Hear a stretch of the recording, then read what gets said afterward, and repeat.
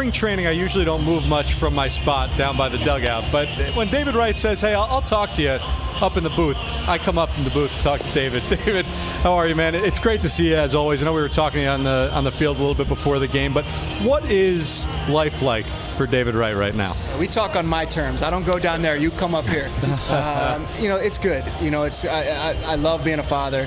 The 3 young ones are doing great, playing sports. I'm trying to learn how to coach soccer and basketball and all these other sports that I stink at. So, it's been a really good time. Glad seeing them, be around to see them grow up. But always good to be down here in Port St. Lucie for spring training. Speaking of the kids and the sports, you were showing us some videos of your 2-year-old son. I have never seen a swing like that from a kid that's even 6 or 7, let alone 2.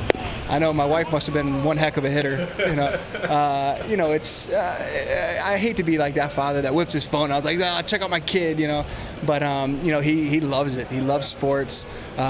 He broke a chandelier the other day in the house, so it's time to start moving outside. But like the proud father, the kid just loves to play sports and loves baseball and loves Met baseball. So we're taking him this summer for the first time to Citi Field, so he is beyond excited. So, you say he loves Mets baseball. Obviously, you love Mets baseball. How much attention have you paid since you retired to what the team's been doing, and specifically last season?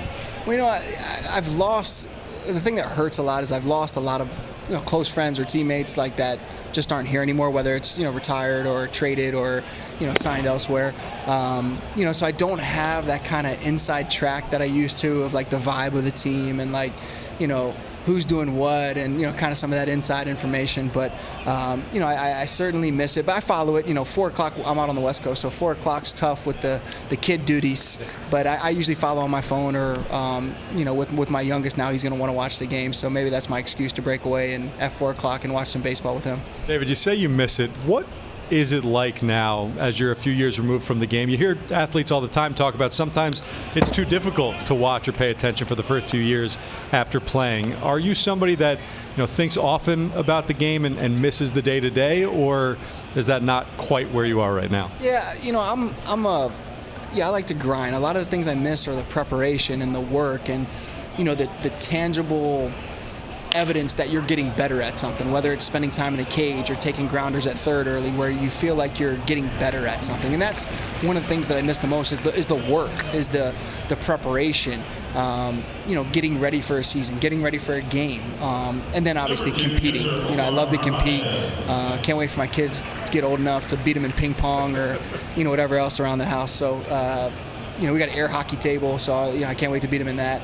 So it's I miss a lot of the aspects about it, and obviously it brings back so many great memories. Watching a spring training game. How do you fill that competitive urge right now before you can beat your kids in ping pong? I strike out my 2-year-old, with his wiffle ball bat.